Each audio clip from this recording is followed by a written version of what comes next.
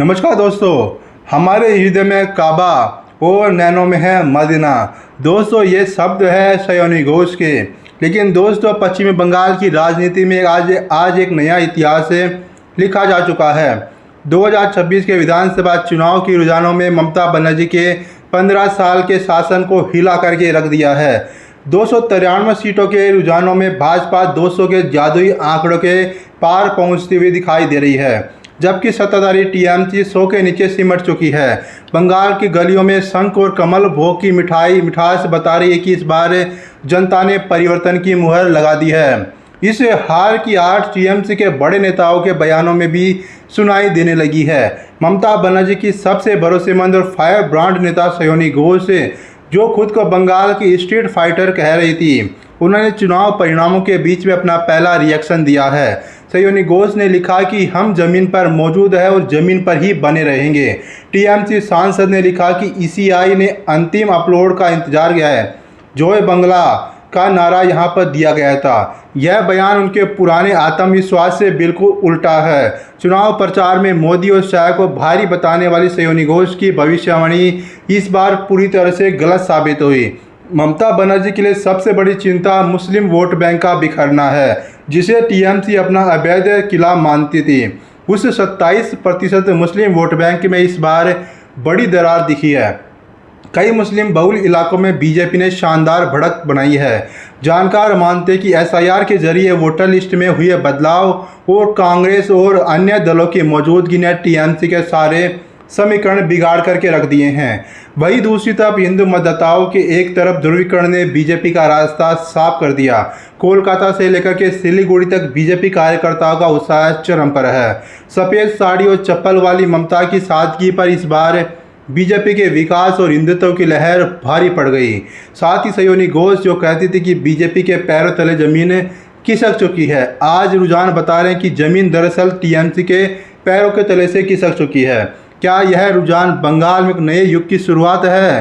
साथ ही यहाँ पर आपने जो बहुमत का आंकड़ा है उसको पार करके बीजेपी ने 200 का आंकड़ा पार कर लिया है और पश्चिमी बंगाल में पहली बार अपनी सरकार बनाने जा रही है।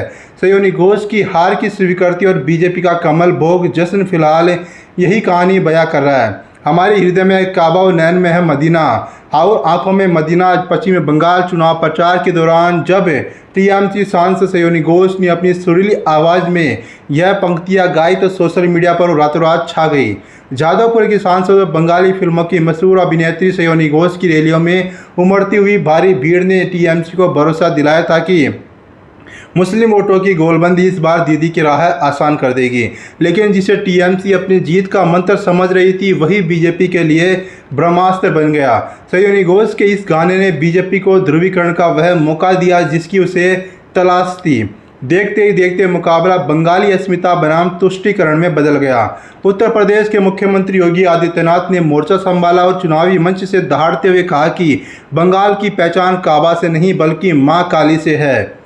बीजेपी ने सयोनी घोष के इस गाने को बंगाल की हिंदू संस्कृति पर चोट के रूप में पेश किया। टीएमसी के लोग बंगाली अस्मिता के साथ खिलवाड़ कर रहे हैं। उनको बताने की आवश्यकता कि बंगाल की पहचान काबा से नहीं है, बंगाल की पहचान तो मां काली से है।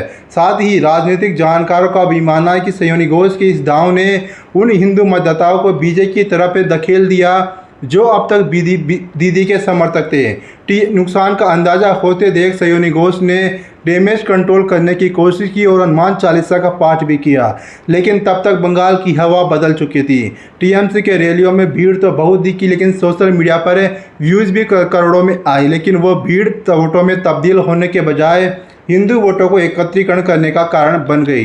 रुझानों में बीजेपी को प्रचंड जीत ने साबित कर दिया कि बंगाल में जय श्री राम का नारा काबा मदीना के गाने पर भारी पड़ गया है। जहां टीएमसी मुस्लिम वोटों के भरोसे थी, वहीं बीजेपी ने मां काली की धरती के मुद्दे को उठा करके उसे वोट बैंक में सेंध लगा दी, जो टीएमसी का आधार था।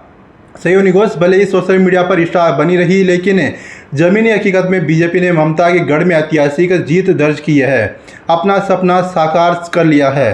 साथ ही सयोनी घोष की जो जादवपुर वाली सांसद सीट है, वहां से 7 सीटों में से 6 सीटों पर बीजेपी ने अपनी जीत दर्ज की है। मात्र एक ही सीट पर यहां पर टीएमसी को जीत दर्ज हुई है, यानी कि सयोनी घोष का यह गाना वो टीएमसी को ही भारी पड़ गया। इस पर आपकी क्या राय है? अपनी राय कमेंट बॉक्स में जो बताइएगा। वीडियो को लाइक करना, चैनल को सब्सक्राइब करना मत भूलिएगा। शुक्रिया, धन्यवाद।